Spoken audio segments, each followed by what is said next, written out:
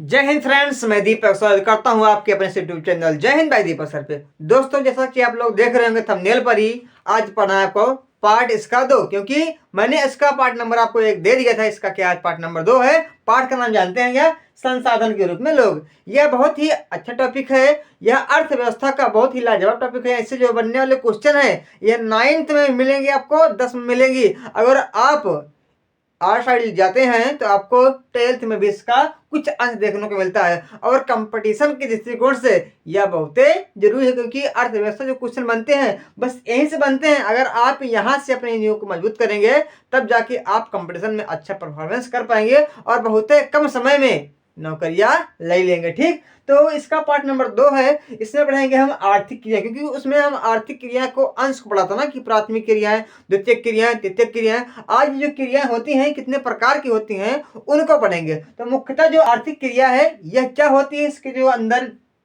थोड़ा सा पार्टीशन है, अंतर है वह, और साथ साथ कुछ अन्य चीजों को पढ़ेंगे। आपका काम क्या है जानते हैं ना, कि वीडियो को लाइक करना है, शेयर करना है और सब्सक्राइब करना। अगर नहीं होंगे तो अपरण के होंगे भैया तो इसको अच्छे से लिखेंगे। सभी लोग इसको अच्छे से लिखेंगे, समझेंगे और इसका 1-2 बार रिविजन करेंगे, तब जाके यह वीडियो आपके दिमाग में एकदम फुल एंड फाइनल तरीके से बैठ जाएगी।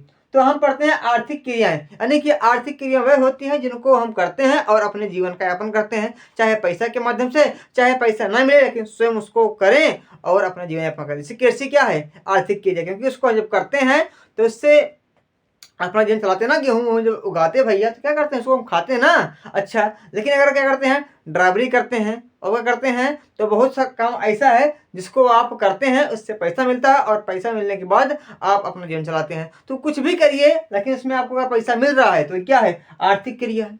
समझे? अब आर्थिक क्रिया 2 प्रकार की होती है। एक ऐसा होता है जिसको हम करते हैं, इससे पैसा मिलता है, और जिसको हम करते हैं पैसा नहीं मिलता है। भाई आर्थिक क्रियाएं 2 प्रकार की होती है। जैसे आप मान लीजिए आपके पास 2 बीघा खेती है।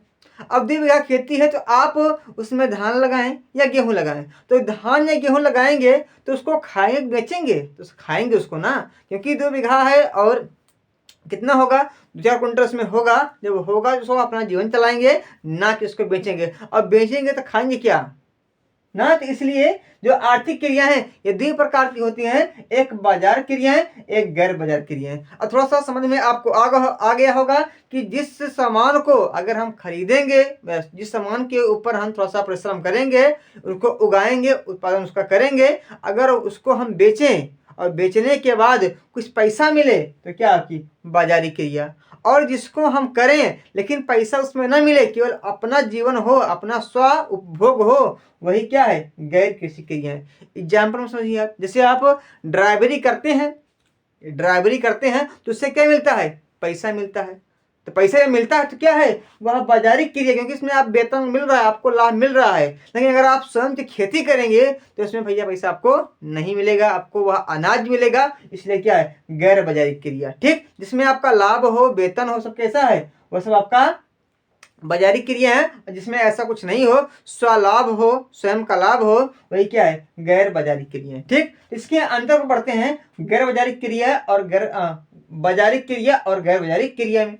यानी कि बाजारी क्रिया क्या है? इसका मुख्य उद्देश्य लाभ कमाना है। जो बाजारी क्रिया होती है क्या होता है? इसका मुख्य उद्देश्य लाभ कमाना होता है। अब समझ लीजिए। और इसमें क्या होता है? इसका मुख्य उद्देश्य स्वभोग करना है, यानी कि अपने लिए करना है, अपने जीवन को चलाने के लिए करना है, वही क्या है? हमारा गैर बाजारिक है। अच्छा, जैसे एग्जाम्पल मानिए कि खेत में काम कर रहे हैं मजदूर। भैया जो जिनके पास खेती नहीं है वो क्या करते हैं? दूसरों के खेत में आते दिहाड़ी करते हैं, मजदूरी करते हैं, तो उनको पैसा मिल रहा है ना, उस पैसा के लाभ के लिए काम कर रहे हैं। या फिर स्कूल में पढ़ाते अध्यापक, यानी जो आपके विद्यालय आपको पढ़ाते होंगे, उनको एक पैसा मिल रहा है ना, सैलरी मिल रही है, तो वह पैसे के लालच में, वेतन के लाभ के लिए क्या कर रहे हैं? वो स्कूल में पढ़ा रहे हैं। तो सब क्या है? बाजारी क्रिया है। लेकिन प्राथमिक क्रिया में लगे निजी लोग, जैसे मान लीजिए आपका खेत है, उस खेत में आप दिन भर काम कर रहे हैं, किसके लिए? अपने आपके भोजन के लिए या अपने परिवार के पालन पोषण के लिए। सब कैसी है? गैर बाजारी क्रिया है। ठीक, तो उम्मीद में समझ में आ गया होगा। लेकिन अब जो आपके समाज में लोग होते हैं, इसमें मुख्यतः स्त्री और पुरुष होता है। और स्त्री और पुरुष के बीच में क्या है, कामों का डिवीजन है, कामों को बांटा गया है। कैसे बांटा गया है, महिला और पुरुष के बीच श्रम विभाजन, जो काम का विभाजन क्या है, तो बताया गया है। ऐसे सिंपली आप जान लीजिए कि जो महिलाएं हैं दिन भर घर के अंदर काम करती हैं, और जब घर के अंदर काम करती हैं ना, खाना बनाती हैं, घर का साफ सफाई करती हैं, साथ साथ आपकी जो गाय वगैरह होती है, जो भैंस वगैरह आप पालते हैं, उसकी देख रेख करती हैं, घर में अनेक तमाम प्रकार का काम होता है उसको करते हैं, और करने के बाद यानी कि दिन भर वह व्यस्त रहती हैं। और पुरुष जो होता है वह शहर में अगर है तो काम करेगा, मतलब जाके किसी कंपनी में या कोई जॉब करता है या कोई बिजनेस करता है। अगर आपके गाँव में रहेगा तो कहीं ना कहीं काम करेगा, खेत में काम करेगा, यानी कि कुल मिला के घर के बाहर रहता है। और जो महिलाएं होती हैं वह घरेलू काम करती हैं, और जो पुरुष होता है वह खेत या शहर में, मतलब जो जहाँ पे जैसा रहता है वह काम करता है। लेकिन जो महिलाएं काम करती हैं बेचारी, वह दिन भर काम करती हैं, आपकी जो मम्मी होंगी ना, एकदम रात तक 11-12 तक जगती होंगी। लेकिन जब क्या पापा हैं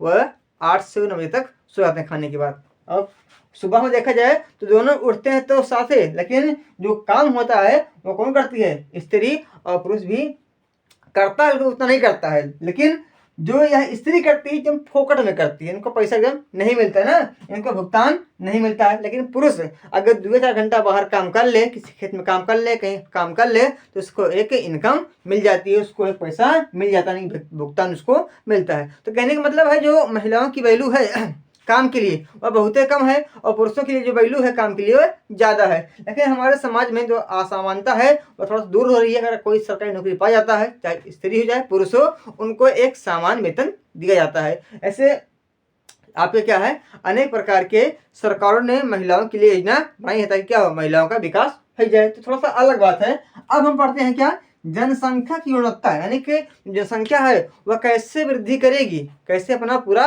विकास करेगी, समृद्धि करेगी। तो उसके लिए मुख्यतः 2 चीज, अगर आप क्या रहे, हष्ट पुष्ट और बलवान रहे, और आपका दिमाग रहे। अब हष्ट पुष्ट और बलवान कैसे रहेंगे, जब आपका स्वास्थ्य अच्छा रहेगा, और आप जानकार कब होंगे, जब आपको अच्छी शिक्षा मिलेगी, और किसी काम में निपुण तब होंगे, कुशल तब होंगे जब क्या मिलेगा, आपकी ट्रेनिंग मिलेगी आपको, यानी कि आप क्या प्रशिक्षित करें आपको किसी को। तो इन सभी में क्या होता है, इन सभी से जनसंख्या गुणवत्ता में वृद्धि होती है। जैसे मान लीजिए आप शुरू से एकदम मूर्ख हैं, कुछ जानते नहीं हैं, लेकिन आपको अच्छे कोई व्यक्ति मिल जाए सिखाने वाला, और साथ साथ आपको अच्छा खाना मिलने लगे, तो आप एक समय ऐसा आ जाएगा कि पूरा एकदम बलवान हो जाएंगे और बुद्धिमान हो जाएंगे। तो मुख्यतः शिक्षा और स्वास्थ्य और ट्रेनिंग, ये 3 चीज़ क्या होती है, जनसंख्या की गुणवत्ता होती है।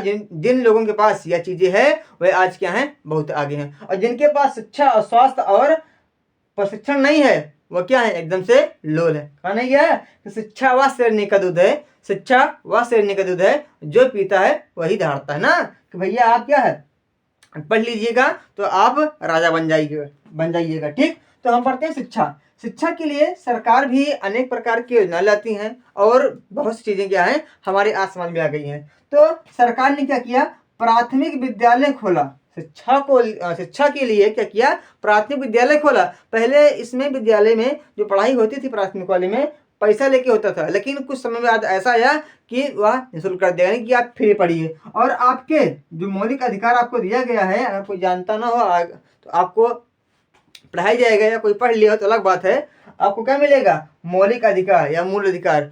आपको 6 प्रकार के मूल अधिकार दिए गए हैं। उन 6 प्रकार के मूल अधिकारों में एक आता है आपका स्वतंत्रता का अधिकार। उसमें क्या है, आपके शिक्षा का अधिकार। क्या है, शिक्षा का अधिकार, जिसे अनुच्छेद नंबर 21 का में रखा गया है। यानी कि संविधान भी कहता है जितने भी बच्चे हैं 6 से 8 जितने भी बच्चे हैं, यानी कि कक्षा 1 से 8 तक जो पढ़ाई होगी कैसी होगी, निःशुल्क होगी, और हर एक बच्चे को होगी, सबको क्या शिक्षा देना अनिवार्य है, आपकी सरकार ने भी कहा गया है। और साथ साथ इसी के लिए जब आपके देश में पंचवर्षीय योजना लाई, क्योंकि जब देश आज़ाद हुआ था, देश की जो हालत थी बहुत नाजुक थी, तो उन्होंने अपने देश में विकास करने के लिए अनेक प्रकार की योजना लगाए। उसी में क्या था आपका पंचवर्षीय योजना। उस पंचवर्षीय योजना में हम 5 साल के अंदर किसी एक क्षेत्र में विकास करेंगे, चाहे वह कृषि का हो, चाहे आपका शिक्षा का हो, चाहे आपका सामाजिक क्षेत्र हो, या फिर आपका उद्योग का क्षेत्र हो। उन्हीं 4-5 साल क्या करेंगे, हम उस क्षेत्र का उद्देश्य बनाएंगे और अपना पूरा विकास उसी 5 साल के अंदर उसी क्षेत्र में करेंगे। इसीलिए क्या लगाया गया,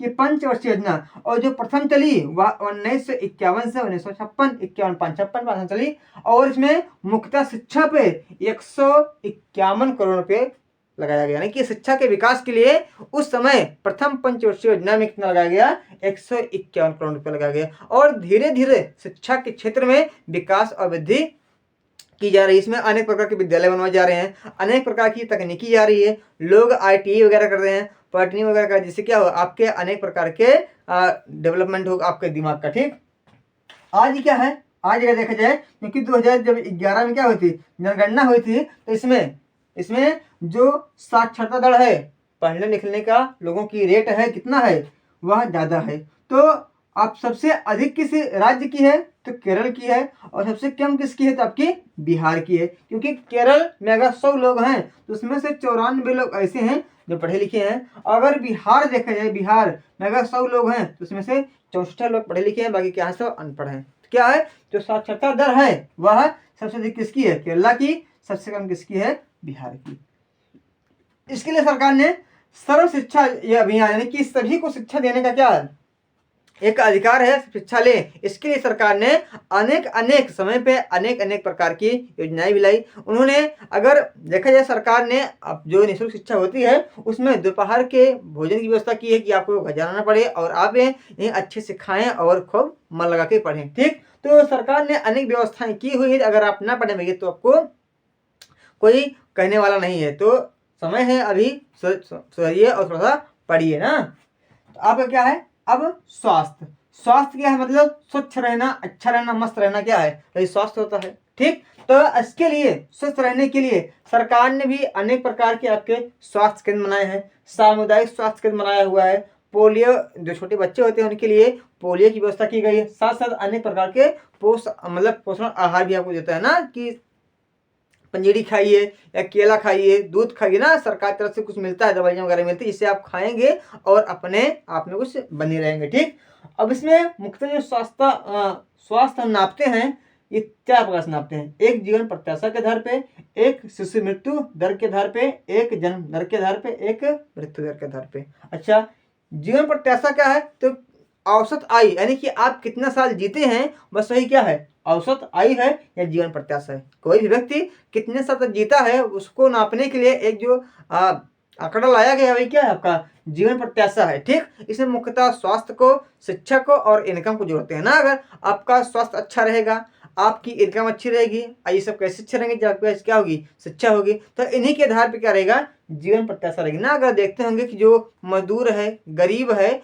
वह बहुत ही कम साल जीता है, और जो अमीर है और अच्छा देश से बना हुआ है वह तकरीबन 70 पार जीता है। ठीक, तो इसके आधार पर स्वास्थ्य नापते हैं। साथ साथ शिशु दर के आधार पर, यानी कि शिशु मृत्यु दर के, यानी कहने का मतलब है कि एक वर्ष के अंदर जितने भी बच्चे होते हैं उन्हें कहते हैं हम शिशु, है ना। जिससे कोई 6 महीने का, 7 महीने का, 9 महीने का, 12 महीने, 10 महीने का, उससे कहेंगे शिशु। यानी कि एक वर्ष के अंदर जितने भी बच्चे हैं वह कितने मरते हैं, 1000 पे कितने बच्चे मरते हैं, बस उसे कहते हैं क्या, हम शिशु मृत्यु दर। यानी कि कहने का मतलब है कि उनकी उम्र कितना हो, 1 साल से छोटे हो, और 1000 पे जितने बच्चे मरते हैं बस उसी को कहते हैं क्या, आप शिशु मृत्यु दर।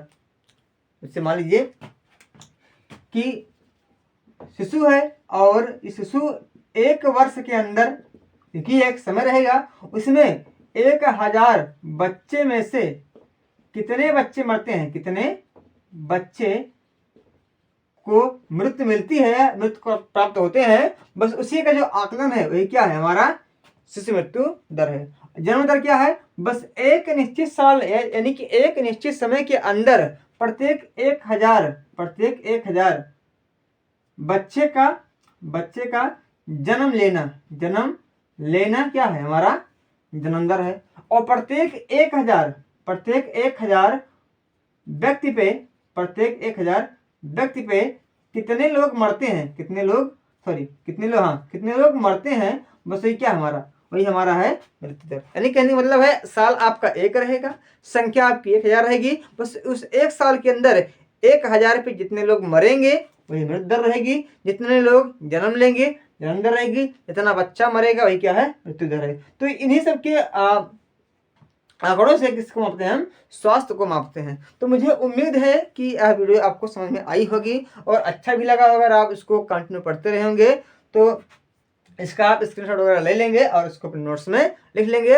अब इसको एक पार्ट और जिसका नाम बेरोजगारी, उसको पढ़ते हैं और ये हमारा जो चैप्टर है पूरा हो जाता है समाप्त। तो मिलते हैं अगले वाले पार्ट में। जय हिंद, जय भारत।